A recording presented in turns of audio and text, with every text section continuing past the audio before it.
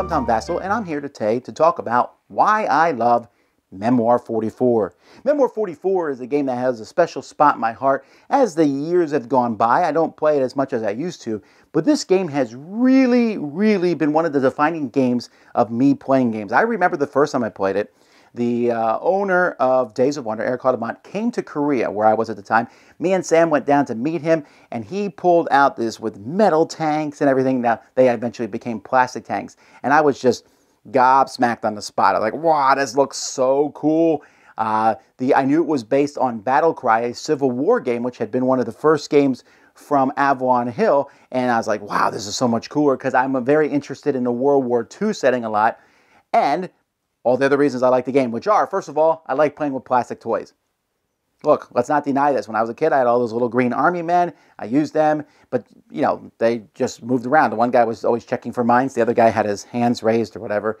But they were fun to play with. Memoir 44 lets me take little plastic soldiers and put them on a map and play games with them. And it's a fun little game. And yeah, I'm not going to deny that that's part of why I enjoy the game. But I also love the simple system. The game is really easy. You play a card, you move some units, they shoot at the other units, you roll dice, and if you roll what you're shooting at, you hit it. And there's some little complications with the cards, but the rules are really simple. And what it does is it gives you a pseudo control over your units. See, one of the weird things about war games to me is that you are looking down at it and you are like a god moving all the pieces around.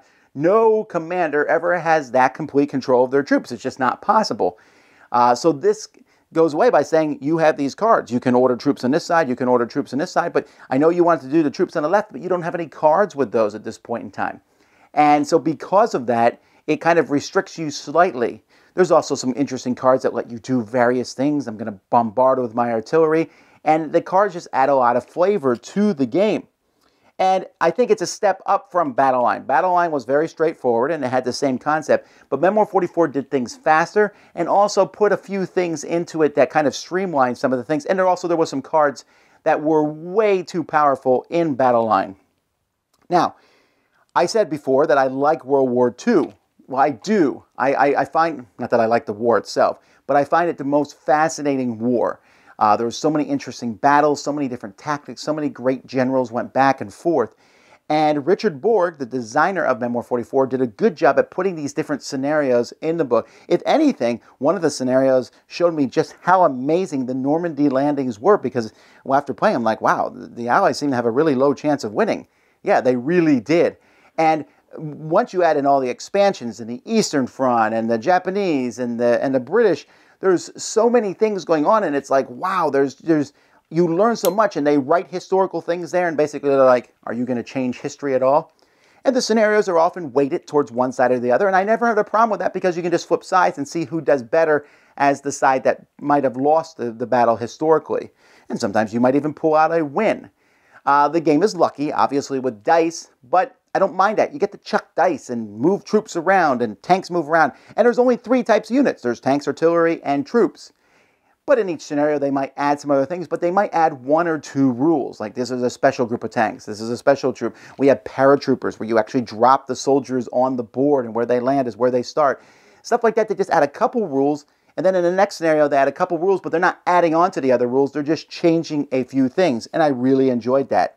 The expandability of the game is fascinating. I mean, there's the Eastern Front where they add in Russian units, and then they add in the Pacific Front, the Japanese, and the North African Front where they added in the British, and then there was a terrain pack, and there was an airplane pack where they added in airplanes, which was maybe slightly too complex for this particular game, but was still pretty cool all around.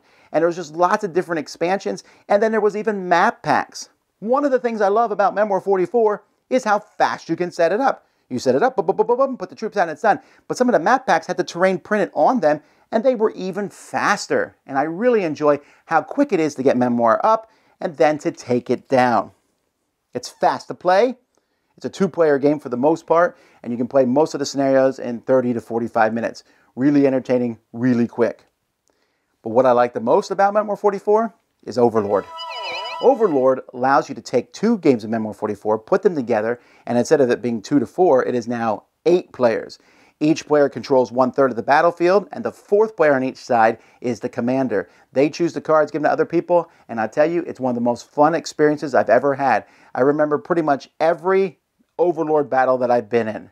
I played a big Normandy one, I played a big tank-on-tank one, and in one of my favorite experiences of my life, I played a huge game where Richard Bork, the designer of the game, actually watched and gave advice to the different sides as we played them.